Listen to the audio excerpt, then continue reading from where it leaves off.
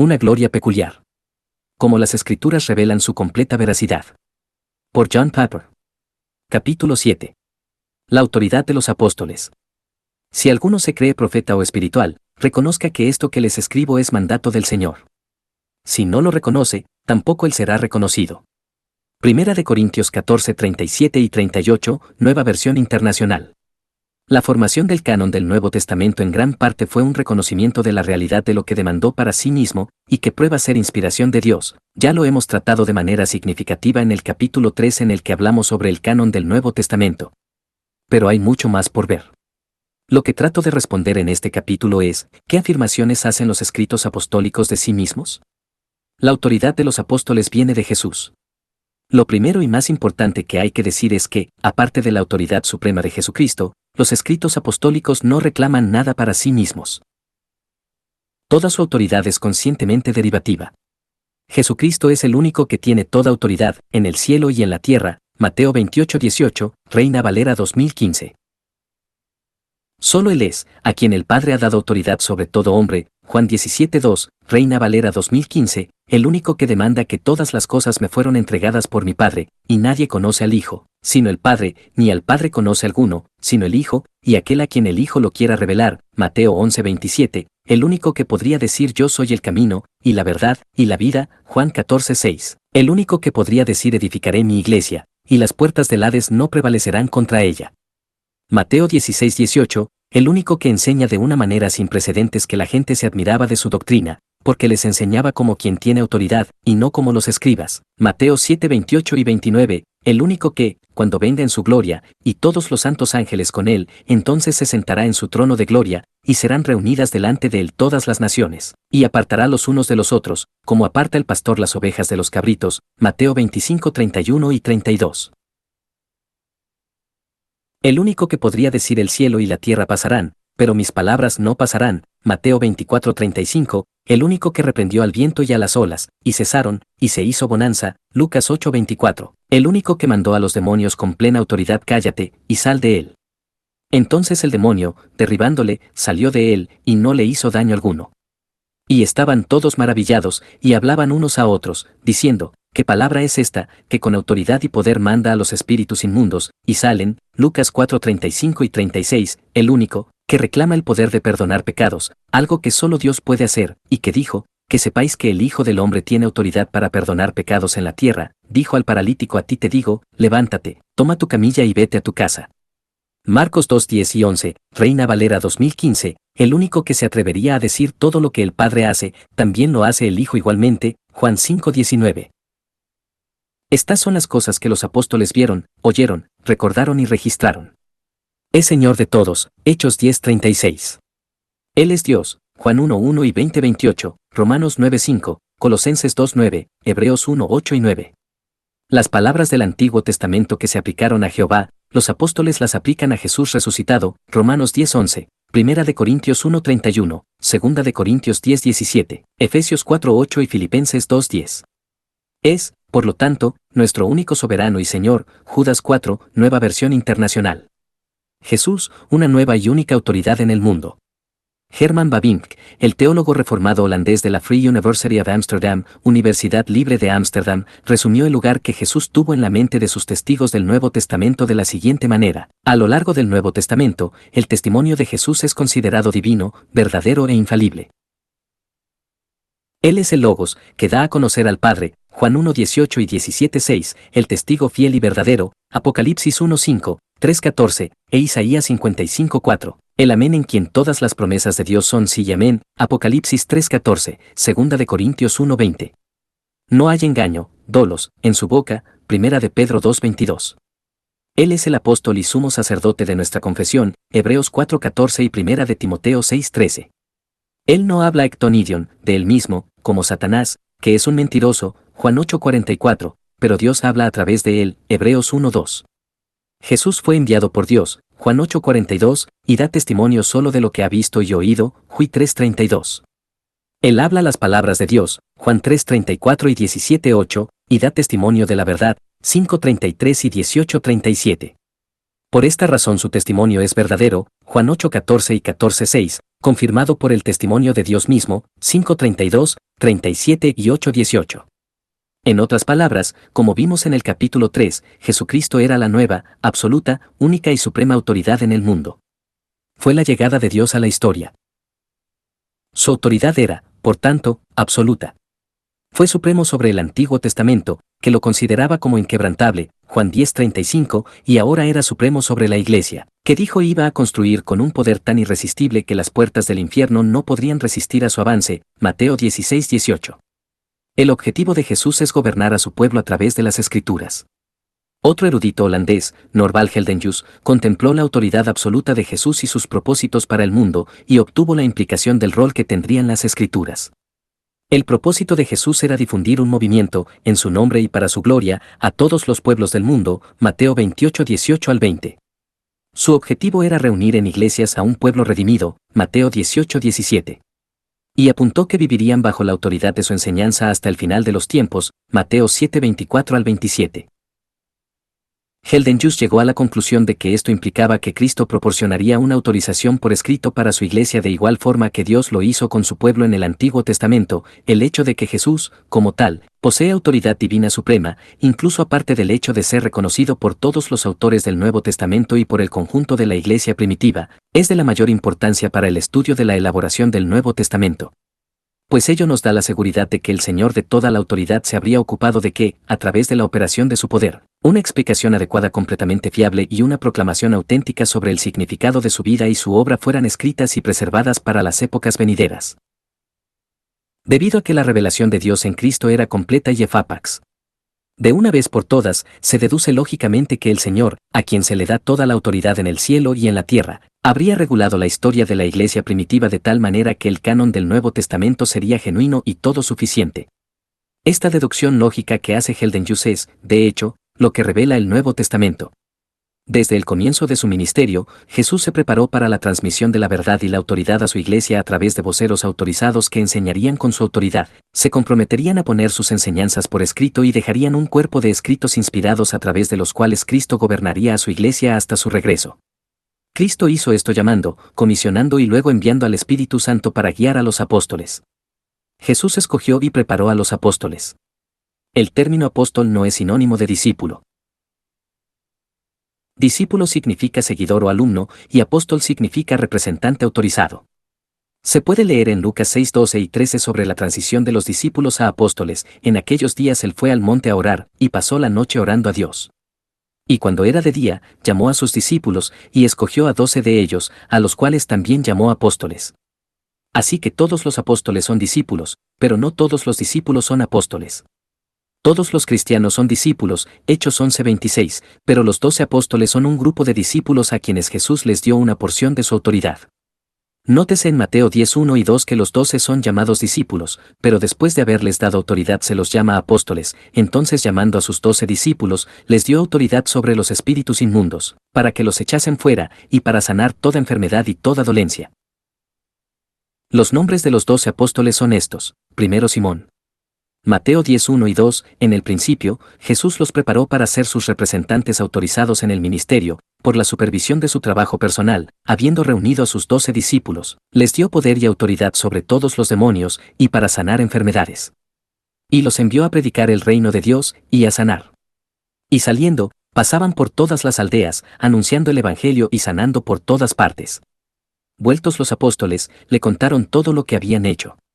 Y tomándolos, se retiró aparte, a un lugar desierto de la ciudad llamada Betsaida, Lucas 9:1 y 2, 6 y 10.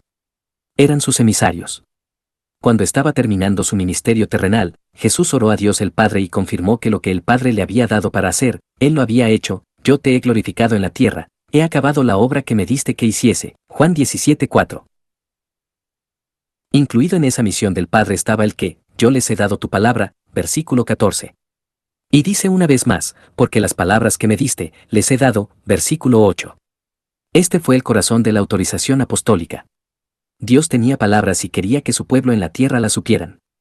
Por lo tanto, envió a su Hijo en esta misión de transmitir la verdad de Dios al hombre en palabras dadas por el Padre: yo para esto he nacido, y para esto he venido al mundo, para dar testimonio a la verdad. Juan 18:37. Las palabras de ellos fueron las palabras de Él. Al elegir a los 12 apóstoles, Jesús los puso para continuar esta transferencia de autoridad de la verdad de Dios al hombre. Ellos se convirtieron en los embajadores autorizados de la palabra de Dios. Lo que les pasó a ellos le pasó a él, al recibirles a ellos se recibía a él, Mateo 10:40. Las palabras de ellos eran las palabras de él, Juan 15:7. Comenzaron a hacer su voz mientras él todavía estaba con ellos, Mateo 10:27. Se convirtieron en su voz, Hechos 8:25, y manos milagrosas, Hechos 5:12, luego de haber ascendido al Padre. Esta es la razón por la que Lucas comienza su segundo volumen, el libro de Hechos, diciendo, en el primer tratado, el Evangelio de Lucas, o Teófilo, hablé acerca de todas las cosas que Jesús comenzó a hacer y a enseñar, Hechos 1:1. En otras palabras, el punto es que mientras Jesús estaba en la tierra comenzó a hacer cosas y a enseñar a su iglesia, y ahora que ha ascendido, continúa haciendo y enseñando, específicamente por medio de su Espíritu a través de sus voceros inspirados. Esto es lo que ha pasado a través de los apóstoles de una manera única, porque ese tipo de representación autorizada es lo que significa ser un apóstol. Al llamar Jesús a 12 hombres que escogió fuera del círculo más amplio de discípulos por el nombre de apóstoles, Seluim, y no simplemente mensajeros o anunciantes, era evidente que ellos iban a ser sus delegados, los que quiso enviar con el encargo de enseñar y actuar en su nombre y autoridad. Esto era precisamente lo que él quería decir, y está demostrado a través de la historia de su trato con los 12. Como vimos en el capítulo 3, la forma en que Jesús asegura la fiabilidad de la obra representativa de los apóstoles fue prometiéndoles una ayuda especial a través del Espíritu Santo, el Espíritu de verdad. Juan 14:25 y 26 y 16:12 al 14. Por lo tanto, cuando Jesús asciende al cielo, los apóstoles ya tenían un profundo sentido de la responsabilidad que les había sido dada por Dios para servir, completamente sometidos a la autoridad del Cristo resucitado. Ellos sabían que tenían una autoridad única, y sabían que no era absoluta, eran hombres bajo autoridad. Delante de Dios, hablamos en Cristo. Pablo, Romanos 1:1, Santiago, 1:1, Pedro, 2 de Pedro 1:1, y Judas, Judas 1, todos se llaman a sí mismos esclavos de Jesucristo. Es decir, que no se pertenecen a sí mismos y no enseñan a la iglesia como si pudieran hablar por o de ellos mismos. 1 Corintios 15:10 y Mateo 10:20, hablaban como hombres bajo autoridad. Pues no somos como muchos, que medran falsificando la palabra de Dios, sino que con sinceridad, como de parte de Dios y delante de Dios, hablamos en Cristo. 2 Corintios 2:17. Antes bien renunciamos a lo oculto y vergonzoso, no andando con astucia, ni adulterando la palabra de Dios, sino por la manifestación de la verdad recomendándonos a toda conciencia humana delante de Dios. 2 de Corintios 4:2. Jesús sobre la tierra se había establecido como el supremo Señor y autoridad de ellos. Su palabra era absoluta. El grupo de los apóstoles no era una democracia, Jesús era el rey, su palabra era ley. Como James Dane expresa, es impensable pensar que Jesús violente la libertad de alguien o invada la santidad de la conciencia y la responsabilidad personal, pero el hecho ampliamente incuestionable es que, sin romper la voluntad de ellos, impuso su voluntad sobre ellos y llegó a ser una autoridad moral suprema a la que se sometieron absolutamente y por la cual fueron inspirados. 12 fundamentos. Cuando Judas Iscariote, uno de los 12, necesitó ser reemplazado, los 11 apóstoles sabían con sobrada razón que el Señor mismo haría la elección. Él había dejado en claro los criterios para pertenecer a los 12, es necesario, pues, que de estos hombres que han estado juntos con nosotros todo el tiempo que el Señor Jesús entraba y salía entre nosotros, comenzando desde el bautismo de Juan hasta el día en que de entre nosotros fue recibido arriba, uno se ha hecho testigo con nosotros, de su resurrección, Hechos 1:21 y 22. Con estos criterios dados por Jesús, los 11 propusieron a 2 candidatos y oraron para que Jesús eligiera, y procedieron a echar suertes, y orando, dijeron, tú, Señor, que conoces los corazones de todos, muestra cuál de estos 2 has escogido, para que tome la parte de este ministerio y apostolado, de que cayó Judas por transgresión, para irse a su propio lugar. Y les echaron suertes, y la suerte cayó sobre Matías, y fue contado con los 11 apóstoles, Hechos 1:24 al 26. Una vez que los 12 fueron establecidos en su ministerio como fundamentos, no había un plan o disposición para ser reemplazados. Pablo se refirió a la nueva y creciente iglesia como la familia de Dios, edificado sobre el fundamento de los apóstoles y profetas, siendo la principal piedra del ángulo Jesucristo mismo, Efesios 2:19 y 20. Y Juan describió a la iglesia en Apocalipsis como una ciudad que descendía del cielo, cuyo muro tenía 12 cimientos, y sobre ellos los 12 nombres de los 12 apóstoles del Cordero, Apocalipsis 21:14. El punto de Pablo y Juan es que el fundamento que Cristo puso es inquebrantable y fue puesto de una vez por todas. Ellos no se sustituyen en cada generación. Los apóstoles lo fueron una vez por todas. Alfred Plummer aclara este punto sobre la base del propósito intrínseco del apostolado como Jesús lo creó, la ausencia de una enseñanza de Cristo de cualquier declaración respecto al sacerdocio de los 12, o respecto a la transmisión de los poderes de los 12 a otros, es notable.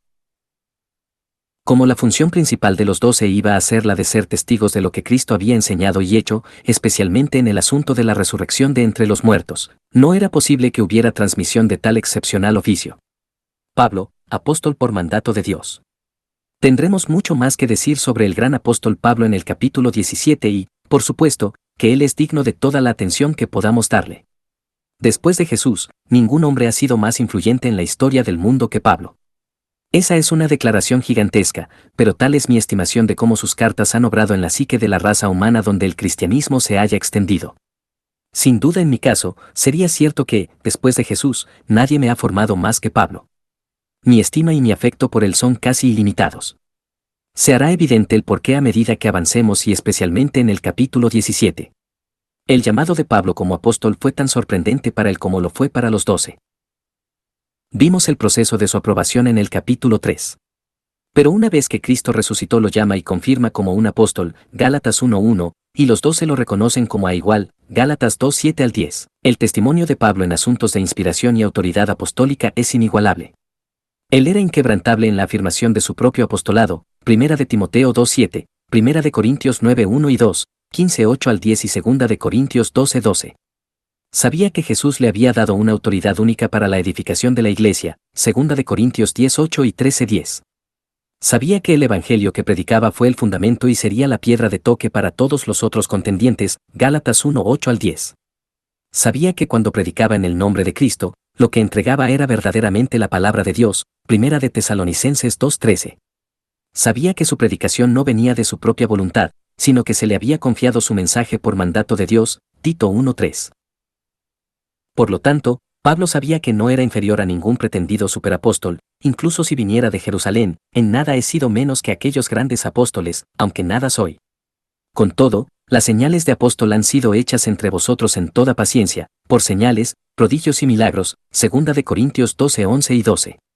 Y señaló, con sorprendente contundencia, que su autoridad era más alta que cualquier reclamación profética de autoridad entre los carismáticos en Corinto. Si alguno se cree profeta o espiritual, reconozca que esto que les escribo es mandato del Señor. Si no lo reconoce, tampoco él será reconocido. 1 de Corintios 14:37 y 38, Nueva Versión Internacional. No es de extrañar, entonces, que Pablo ponga a los tesalonicenses bajo juramento para asegurarse de que su carta se lea en la iglesia, véase 1 de Tesalonicenses 5:27. Pablo no vio sus cartas como una predicación cristiana ordinaria, eran el fundamento. Son en lo que se basa la predicación cristiana hasta que Jesús venga de nuevo. Pablo sabía que Dios le había dado el papel de hablar por el Espíritu Santo, esto es precisamente de lo que hablamos, no con las palabras que enseña la sabiduría humana sino con las que enseña el Espíritu, de modo que expresamos verdades espirituales en términos espirituales, 1 de Corintios 2:13, Nueva Versión Internacional. En otras palabras, Pablo afirma que en cumplimiento de la promesa de Jesús de enviar a su Espíritu para guiar a los apóstoles a la verdad, Juan 14:25 y 26 y 16:12 al 14, él fue inspirado por el Espíritu para escribir la verdad que estaba esencialmente a la par con las escrituras del Antiguo Testamento inspiradas y autoritativas. Como hemos visto antes, esto es lo que dijo Pedro acerca de los escritos de Pablo, y tened entendido que la paciencia de nuestro Señor es para salvación, como también nuestro amado hermano Pablo, según la sabiduría que le ha sido dada, os ha escrito, casi en todas sus epístolas, hablando en ellas de estas cosas, entre las cuales hay algunas difíciles de entender, las cuales los indoctos e inconstantes tuercen, como también las otras escrituras, para su propia perdición, 2 de Pedro 3:15 y 16. La autoridad de ellos está a nivel como la de él. La afirmación de los apóstoles de hablar con veracidad inerrante en Cristo, por medio del Espíritu Santo, es consecuencia de la esperanza del Antiguo Testamento y de la encarnación del Hijo de Dios como Jesús el Mesías. Los apóstoles no se promueven a sí mismos en la Iglesia por medio de las reivindicaciones imaginarias de la inspiración profética. Ellos fueron llamados y designados por el cumplimiento del Antiguo Testamento, el Mesías divinamente enviado. Su veracidad y autoridad se mantienen o caen con las de él. Jesús vino para dar testimonio de la verdad, Juan 18:37, con toda la autoridad de Dios, Juan 17:2, Mateo 28:18. Él planeó y preparó para que la verdad y la autoridad sean preservadas a través de un grupo de apóstoles a quienes iba a guiar, por medio de su propio espíritu, a toda la verdad necesaria para la fundación y preservación de su iglesia. Juan 14, 25 y 26, 16, 12 al 14, Efesios 2, 20, Primera de Corintios 2, 13.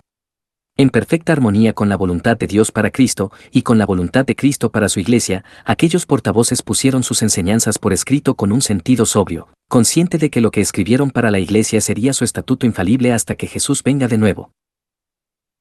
Por lo tanto, en los próximos capítulos volveremos a la cuestión de si las afirmaciones de la Biblia para sí misma, que hemos visto en los capítulos 5 al 7, son verdaderas. ¿Es la Biblia cristiana la palabra de Dios en el pleno sentido de las Escrituras inspiradas, sin error?